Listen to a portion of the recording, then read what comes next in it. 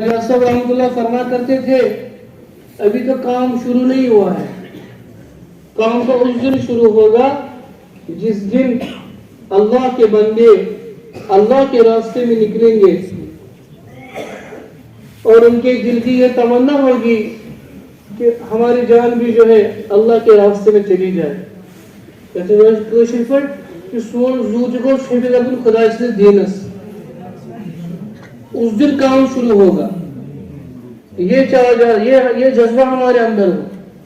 ابھی ہم جو ہے نا 3 دن لگا رہے ہیں، 3 دن کے بعد ذہن میں تیسرے دن ہی سے تیاری شروع ہو جاتی ہے واپسی کی. 40 دن میں گئے تو بس تیاری ہے کب ختم، اب دن گن رہا انسان. 4 مہینے میں نکل گئے تو آدمی جو ہے وقت دیکھ رہا ہے کہاں پہنچ گئے. جوڑ میں انسان آیا ہے تو آنے سے پہلے جانے کی فکریں ہیں، آنے سے پہلے جانے کی فکر نہ ہو. ہم جو کام میں لگے ہیں، ہم جو محنت میں لگے ہیں اور تن من دھن کے ساتھ لگنا ہے اس محنت کے اندر. مولانا یونس صاحب جو پونا کے جو رہنے والے تھے، اللہ ان کو جو ہے ذری کی رحمت فرمائے، ان کی قبر کو اللہ نور سے پرنور فرمائے.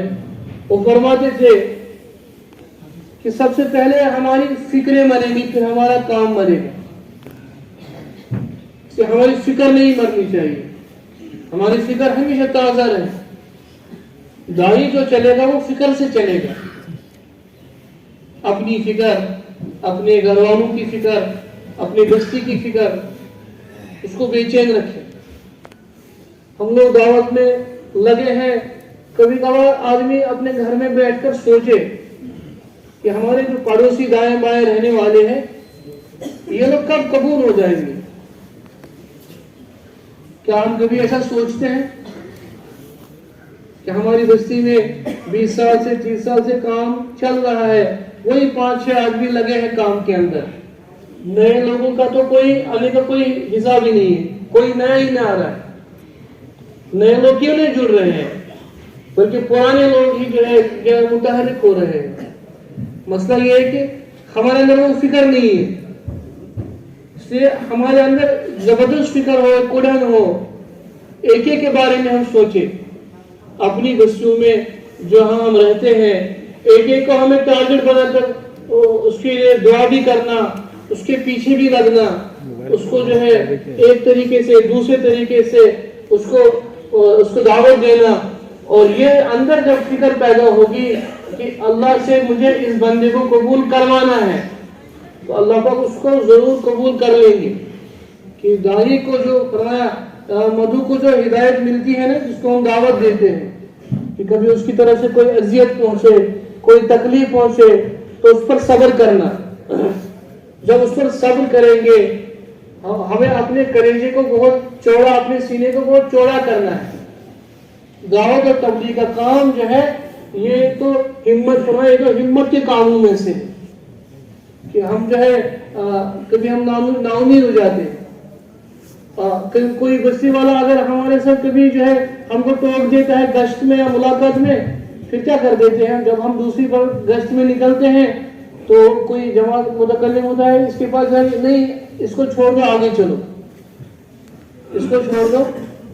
ہوتا کہ نہیں ہوتا؟ میرے محترم بزرگوں دوستوں، ایسا بالکل بھی نہیں کرنا. اس لیے کیا ہے کہ ہم جو ہے ہدایت ہمارے ہاتھ میں نہیں ہے، ہدایت ہمارے ہاتھ میں. بہترین ڈاکٹر اس کو بولتے ہیں، فرماتے ہیں کہ جو مریض کا آخر تک علاج کرے، اس دوائی سے فرق نہیں ہوئی تو دوسری دوائی دیتا ہے، دوسری سے نہیں تو تیسری سے.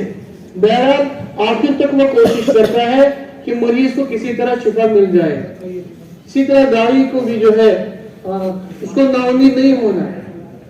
کل گئے تھے اس کے پاس ملاقات کے لیے تو ہو سکتا ہے کہ اس وقت اللہ کی طرف سے ہدایت کا جو فیصلہ نہ ہو. اگلی بار جائیں گے اس کے پاس، دعوت اس کو دیں گے، ہم کو یہ سمجھانا نہیں ہے اس کو، تو اس کے پاس اگلی بار جائیں گے تو اللہ پاک جو ہے اس کو ہدایت دیں گے. تو کام اللہ تعالیٰ نے دیا ہے اور جو ہے اس کو کام بنائیں گے تو حضرت جی فرماتے تھے رحمۃ اللہ تو ایک کام بنے گا، کام کو کام نہیں بنائیں گے تو پھر ایک کھیل بنے گا۔ اللہ پاک ہمارے حال پہ رحم فرمائے۔ اس وقت کیا حال ہمارا، ہم نے کام کو کام نہیں سمجھا۔ کھیل کیا ہوتا ہے؟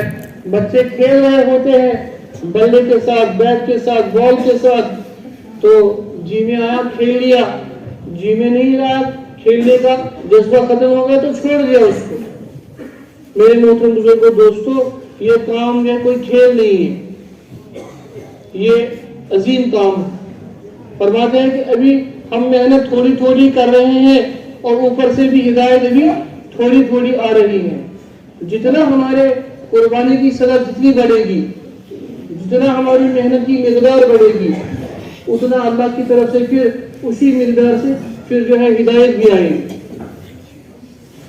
پیارے نبی صلی اللہ علیہ وسلم نے صحابہ، مہاجرین اور انصار کو لے کر ایک محنت فرمائی مدینہ پاک سے، جس محنت کو جو مدینے سے چلی، ایک محنت ہوئی، اور اس محنت کے نتیجے میں پھر جو ہے افراد تیار ہوئے۔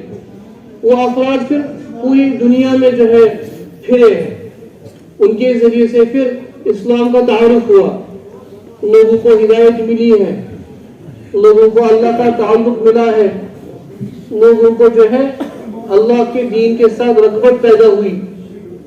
یا اس محنت کا یہاں آپ دھیان آگے رکھیں، متوجہ رہیں۔ تو میرے محترم بزرگوں دوستو، کام کو جو ہے کام بنانا ہے، فکر کے ساتھ، جذبے کے ساتھ، جوش کے ساتھ، ہوش کے ساتھ کام کو کرنا ہے، اور صفات کے ساتھ کام کرنا ہے۔ جتنا ہمارے اندر صفات پیدا ہوں گی اتنا کام پھلے گا، پھولے گا۔ فرماتے ہیں یہ کام جو ہے سارے خطرات سے نکل چکا ہے، اب اس کو کوئی خطرہ نہیں ہے۔ اب اگر کوئی خطرہ ہے، فرماتے ہیں وہ کام کرنے والوں سے،